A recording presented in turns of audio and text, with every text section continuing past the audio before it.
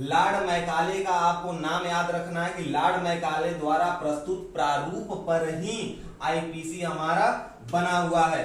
अच्छा भाई, और क्या 6 अक्टूबर 1860 को यह बनकर पूरा हुआ था, लेकिन 1 जनवरी 1862 को 2 साल बाद इसको पूरे भारत में क्या किया गया, लागू किया गया। और पॉइंट क्या याद रखना है कि मैकाले द्वारा जो ये प्रस्तुत प्रारूप था, उसी प्रारूप के तहत Singapore, Brunei, Pakistan, Bangladesh, Burma और श्रीलंका में भी आईपीसी इन्हीं के मैकाले द्वारा आईपीसी पर आधारित संविधान बनाए गए हैं, दंड संहिता बनाए गए हैं। ठीक है, और हमारे जो दंड संहिता है आईपीसी है, इंडियन पीनल कोड, इसमें कुल कितने अध्याय, 23 अध्याय, और धारा कितनी है, 511 धाराएं हैं। और हम लोग करेंगे क्या, हम लोग बात करेंगे हर एक अध्याय की। पहले तो ओवरव्यू लेंगे 23 के 23, उसके बाद इंपॉर्टेंट जितने धारा होंगे, अनुच्छेद होंगे, उनके बारे में बात होगी। तो शुरू करते हैं। ये पहला क्रमांक आपका अध्याय बता रहा है। ठीक है, ये है अध्याय, और ये धारा 1 से 5 तक किसके बारे में बताती है, उद्देशिका के बारे में। दूसरे अध्याय में धारा 6 से लेके धारा 52 तक, 52 तक साधारण स्पष्टीकरण के बारे में है। तीसरे अध्याय में धारा 53 से लेके 75 तक दंड के विषय में जानकारी देता है। और बात करें अगर चौथे अध्याय की, तो चौथे अध्याय में धारा 76 से लेके 106 तक है, और ये क्या, साधारण अपवाद के बारे में बताता है। खैर, अध्याय 5 में धारा 107 से लेके 120 तक है, जिसमें दुष्प्रेरण या उकसाना, इससे संबंधित दंड का प्राविधान है। अगर आप किसी को उकसाते हैं तो उसके लिए दंड का प्राविधान अध्याय 5 में है। 5B में 120 ए और 120 बी, ये दो है। देखिए 5B, अध्याय 5B में धारा 120 ए, धारा 120 बी आपराधिक षड्यंत्र के मामले में है। अगर अध्याय 6 की बात करें तो धारा 121 से लेके 130 राज्य के विरुद्ध अपराध को दंडित करने के बारे में बताया गया है। और अध्याय 7 में क्या है, धारा 131 से 140 तक तीनों सेनाओं से संबंधित अपराध किसमें है, धारा 131 से 140 तक। अध्याय 8 में क्या है, तो अध्याय 8 में 141 से 160, 141 से 144 हम लोगों ने अच्छे से देखा था, सार्वजनिक शांति के विरुद्ध अपराध।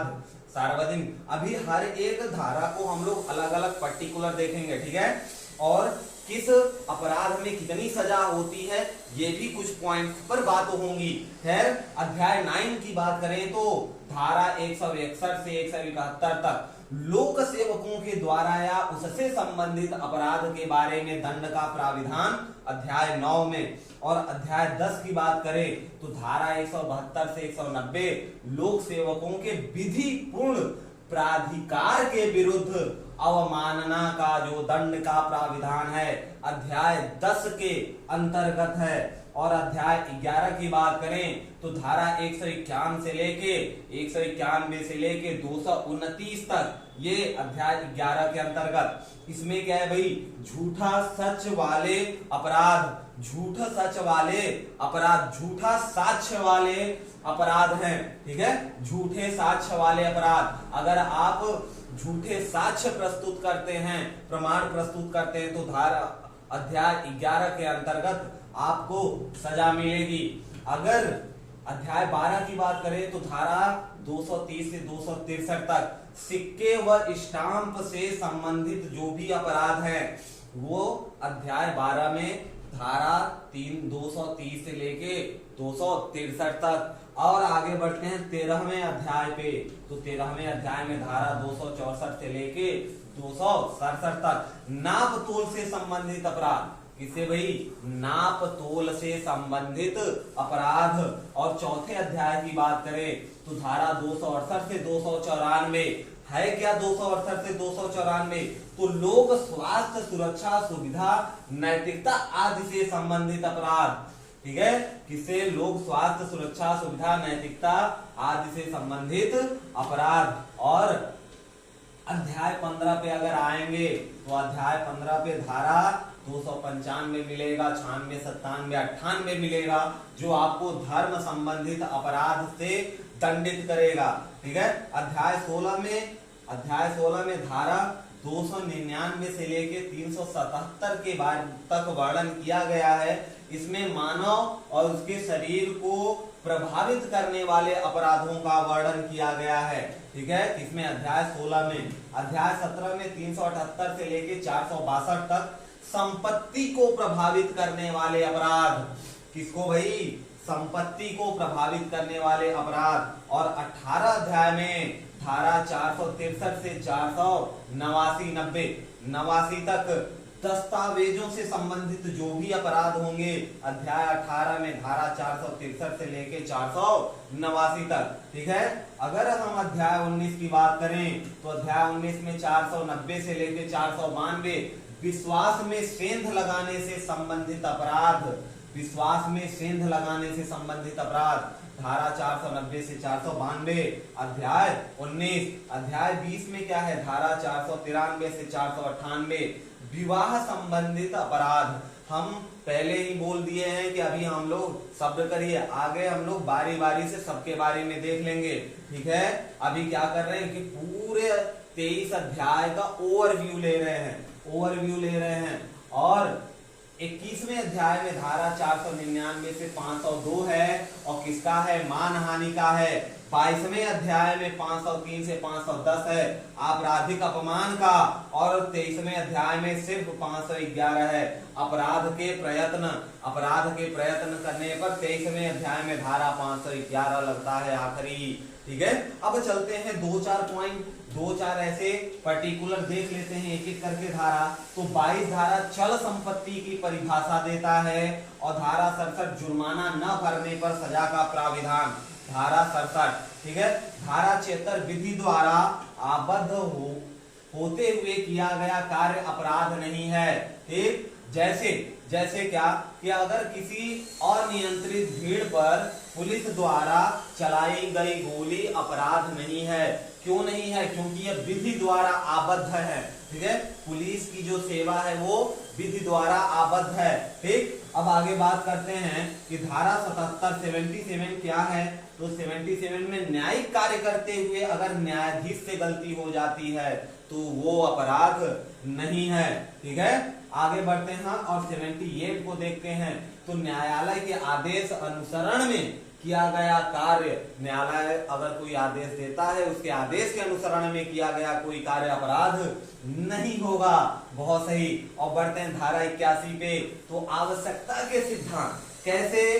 तो जैसे कि लगातार खड़े मकान, कई लगातार मकान खड़े हैं, उनमें आग लग गई, तो आप बीच का कोई एक मकान तोड़कर आग बुझाने की कोशिश करते हैं तो वो मकान तोड़ना अपराध नहीं होगा। क्यों? क्योंकि ये आवश्यकता का सिद्धांत के अंतर्गत आता है, धारा 81 के अंतर्गत। अब धारा 82 की बात करें तो धारा 82 में अगर आप 7 वर्ष के कम उम्र के बच्चे हैं तो 7 वर्ष से कम उम्र के बच्चों द्वारा किया गया कृत्य अपराध नहीं है। और इसी के बाद आता है 83। तो 83 में 7 से लेके 12 तक हैं, लेकिन उनका अपराध नहीं माना जाएगा। कब तक? कि किसी के द्वारा वो क्या हो, उकसाया गया हो। अगर वो किसी के द्वारा उकसाया नहीं गया तो बिल्कुल अपराध माना जाएगा। फिर बाल सुधार गृह। ठीक है, खैर धारा 96 क्या कहता है कि आत्मरक्षा के लिए किया गया। ये याद रखिए, सबको ये चीज याद होनी चाहिए कि 96, 97, ठीक है, आत्मरक्षा के लिए किया गया कार्य अपराध नहीं है। और 97 क्या कहता है? शरीर और संपत्ति की रक्षा में किया गया कोई भी कार्य अपराध नहीं है। और 98 भी यही बात कहता है कि किसी अन्य व्यक्ति की संपत्ति शरीर की रक्षा में किया गया कृत्य अपराध नहीं है। आप दूसरे की मदद करते हैं उसमें किया गया कोई भी कृत्य का, जैसे सपोज दैट कि आप 2 व्यक्ति जा रहे हैं या नहीं जा रहे हैं, आप अकेले जा रहे हैं, किसी आपने देखा किसी व्यक्ति को कोई दूसरा व्यक्ति पीछे से अटैक कर रहा है, मार रहा है चाकू वगैरह कुछ भी, और आपने उसकी बचाव किया और गलती से जो अटैक कर रहा था उसको हानि पहुंच गई, वो घायल हो गया या मर गया, तो वहां पे आपका जो कृत्य है वो अपराध नहीं माना जाएगा। क्यों? क्योंकि आपने दूसरे के शरीर की रक्षा के लिए ये कृत्य किया है। तो 98 के तहत, धारा 98 के तहत आपने क्या की? सुरक्षा की, तो ये अपराध नहीं है। लेकिन अगर 99 क्या कहता है कि आत्महत्या में किए, आत्मरक्षा में किया गया कार्य अपराध नहीं है, तो ये 97, 98, 99 लगभग एक ही व्याख्या करते हैं। और 100 क्या कहता है? तो धारा 100 कहता है कि आत्मरक्षा में मृत्यु करित जैसे अपनी मृत्यु का भय, रेप, किडनैप, प्रकृति विरुद्ध कोई भी कार्य है। धारा 100 क्या कहता है कि आत्मरक्षा में आप किसी को मार दीजिए। कब? जब आपको मृत्यु का भय हो, रेप का, किडनैप का या अप्राकृतिक कोई भी कृत्य का भय हो, तो उस समय आपके द्वारा उठाया गया कोई भी कदम अपराध नहीं होगा। ये कौन कहता है? ये धारा 100 कहता है, 100 कहता है। ठीक है, अब आते हैं धारा 103 पे, जो संपत्ति रक्षा में मृत्यु कारित, जैसे छिनैती डकैती, कहीं छिनैती डकैती हो रही है, आपके ऊपर डकैती हो रही, आपने डाका डालने वाले को ही, छीनने वाले को ही मार दिया, तो आर्टिकल 103 के तहत आप अपराधी नहीं कहलाएंगे। बहुत अच्छे। और 101 क्या कहता है? 141, तो बिल्कुल भाई विधि विरुद्ध जमाव, लेकिन जमाव कितना? 5 या उससे ज्यादा लोगों का जमाव नहीं होना चाहिए। ठीक है, ये किसके धारा? 141। और 141 की पूरी व्याख्या करता है 144, कैसे कि ऐसा विधि विरुद्ध जमाव जहां पर मृत्यु कारित होनी संभावित हो, यानी किसी की मृत्यु हो सकती है, ऐसे कंडीशन में जमाव का हर एक सदस्य, ध्यान रखिए, चाहे आप मृत्यु हो, चाहे आप किसी संपत्ति को क्षति पहुंचाते हो, सरकारी संपत्ति को क्षति पहुंचाते हो, उस दशा में पूरी भीड़ के साथ, भले आपने वो कृत्य नहीं किया, लेकिन अगर भीड़ के हिस्सा है तो हर एक व्यक्ति क्या होगा? दोषी होगा, और अधिकतम सजा 2 वर्ष या जुर्माना या फिर दोनों हो सकता है। ध्यान रखेंगे, धारा 144 के अंतर्गत आपको 2 वर्ष की सजा, जुर्माना या दोनों चीजें हो सकती हैं। और 149 क्या कहता है? सामान्य उद्देश्य, जैसे भीड़ जो भी अपराध करेगी उसमें शामिल हर व्यक्ति क्या होगा? अपराधी होगा। अब देखिए 141 में क्या था? 5 या उससे ज्यादा लोग एकत्रित नहीं हो सकते, विधि विरुद्ध। ठीक है, और 144 कहता है कि विधि विरुद्ध अगर कोई चीज हो रही है और कोई मृत्यु करित अपराध हुआ तो उसमें सारे लोग भागीदार होंगे। 149 वही कहता है कि अगर आपने कोई तोड़फोड़ की या कोई उपद्रव होता है तो भीड़ में जितने लोग हैं सभी लोग अपराधी कहलाएंगे। ठीक है, अब आते हैं जरा आगे देखते हैं क्या है 191 पे। तो मिथ्या साक्ष्य प्रस्तुत करना, ये हम लोगों ने अभी देखा था इससे पहले। ठीक है, मिथ्या साक्ष्य प्रस्तुत करना। और 120 कहता है कि षड्यंत्र रचना, ये और 299 मानव वध से संबंधित है। धारा 299 किससे? मानव वध। धारा 300 की बात करें तो क्रूरता से मानव वध।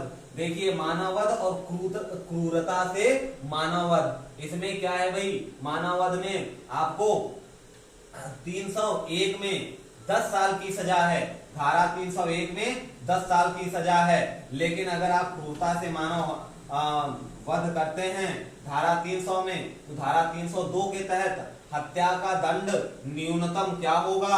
आजीवन कारावास होगा या फांसी हो सकती है। न्यूनतम दंड लिखा हुआ है क्या? आजीवन कारावास। जब आप क्या करते हैं? क्रूरता से मानव वध करते हैं, तो धारा 302 के तहत हत्या करने पर न्यूनतम कारावास होगा ही होगा, नहीं तो फांसी। खैर, आगे 304 की बात करें तो दहेज मृत्यु से संबंधित है 304। 306 आत्महत्या के लिए अगर आप किसी को प्रेरित करते हैं या दुष्प्रेरण करते हैं तब के लिए। और 307 हत्या के प्रयास में है। 307 किसके? हत्या के प्रयास में। 309 आत्महत्या का प्रयास करेंगे, सजा 1 साल की और कैद हो सकती है, जुर्माना हो सकता है या दोनों हो सकता है। ठीक है, आत्महत्या, भारत में आत्महत्या करना क्या अपराध है? इसके धारा 309 के तहत 1 साल की सजा, पकड़े गए तो और निकल लिए तो भाई कोई सजा ही नहीं, वो तो निकल ही लिए। धारा 310 क्या है? ठगी है। और धारा 310 के साथ साथ 415 भी छल कपट का। ठीक, 310 धारा 312 किसके लिए? गर्भपात। ठीक है। अच्छा, ये 312 जो गर्भपात है ये कराने वाले को और करने वाले को यानी डॉक्टर को पेशेंट को दोनों के ऊपर अप्लाई होता है धारा 312। ठीक है। 351 क्या है? हमला करना। और 354 में स्त्री लज्जा भंग करना। किसी स्त्री की लज्जा किसी भी प्रकार से टच करके या बिना टच किए आंखों से ही भंग कर देते हैं तब भी आपके ऊपर 354 धारा अप्लाई हो जाएगा। और आपने अगर अपहरण की कोशिश की तो 362 और 375 है बलात्कार या यौन उत्पीड़न से। ठीक है। अपहरण के लिए 362, बलात्कार यौन उत्पीड़न के लिए 375 और 376 और अप्राकृतिक यौन उत्पीड़न के लिए 377। ध्यान रखेंगे 378 में क्या है?